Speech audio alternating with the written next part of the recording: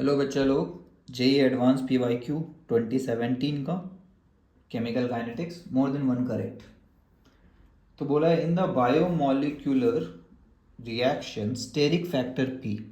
तो देखिए ये एनसीईआरटी में अगेन दिया हुआ है और एकदम लास्ट वाला टॉपिक है जिसमें ये समझाया है कि अभी तक हम लोग A to the power minus E A by R T से खुश थे, है ना, के इज इक्वल टू। उसने बताया नहीं नहीं, ए वाला सिमिलर टर्म एक जेड है इस वाले में, और एक प्रोबेबिलिटी का भी कॉन्सेप्ट इसमें जोड़ दिया गया है कि भैया प्रोबेबिलिटी ऑफ सही सही ओरिएंटेशन वाला टक्कर भी ज़रूरी होता है। ठीक है, इसको नाम देते हैं स्टेरिक फैक्टर का। पी को ही स्टेरिक फैक्टर बोला गया है, ऑल्दो कभी नंबर निकालना या फिर कैलकुलेशन नहीं सिखाया है। बट यहाँ से ये समझ सकते हैं, अब ये जो पी वाला स्टेरिक फैक्टर है ये 1 से बड़ा भी हो सकता है, 1 से छोटा भी, है ना। तो अगर P इंटू, ऐसा मान लीजिए P into Z, P into A ही है एक तरह से, नया वाला A,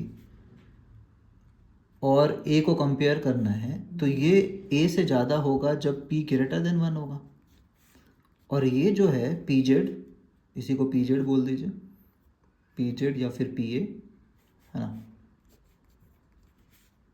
ये ए से छोटा होगा अगर पी स्मॉलर देन 1 होगा। ये कॉमन मैथ्स है, कभी कैलकुलेशन नहीं सिखाया है कि 4.5 3.5 कहाँ से आएगा।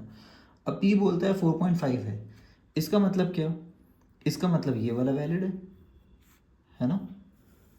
तो ये जो पी ए है वो ज़्यादा आएगा अपने आर एन एस वाले से, जितना भी हम लोग सोच रहे थे।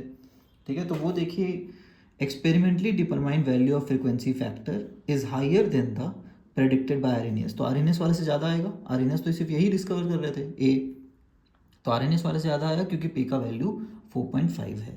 तो ये ट्रू है, तो ये गलत हो जाएगा, ये उल्टा लिखा हुआ है, the value of frequency factor predicted by R N S is higher. R N S आपका हाई नहीं आ रहा है, आर एन एस आपका हाई आ सकता था अगर पी 1 से छोटा होता, बस इतना ही कॉन्सेप्ट समझना है। ठीक है, और ये वाला पता होना चाहिए पी जेड, जो नया डिफिनेशन आया ए की जगह। और फर्स्ट ऑप्शन क्या है, activation energy of the reaction is unaffected by the value of steric factor. बिल्कुल, एक्टिवेशन एनर्जी का ई ए का इससे क्या लेना देना है, स्टेरिक फैक्टर तो कोलिजन रिलेटेड बातें है ना। Activation energy of a reaction एक इंडिपेंडेंट चीज़ होता है, तो इज अनअफेक्टेड, ट्रू बात है। Fourth, since P is 4.5 the reaction will not proceed unless an effective catalyst is use. ऐसा कौन बोला है भाई, रिएक्शन प्रोसीड करेगा नहीं करेगा वो तो फिजिबिलिटी ऑफ रिएक्शन होता है, और फिजिबिलिटी ऑफ रिएक्शन कौन से चैप्टर से पता चलता था, वो तो जैसे देखा जाए तो डेल्टा जी साहब थे जो दुनिया को बताते थे, है ना, कि फिजिबल है कि प्रोसीड करेगा। अब कितना स्पीड से करेगा वो सब बात अलग है, या कितने प्रोडक्ट बनेंगे ये सब बात अलग है, प्रोसीड करेगा नहीं करेगा वो तो फिजिबिलिटी होता है, प्रोसीड क्यों नहीं करेगा। ठीक है, ये तो एकदम रेट वाले चैप्टर के एकदम विरोध वाली बात है। प्रोसीड करना नहीं करना रेट वाले चैप्टर में डिस्कस ही नहीं होता है।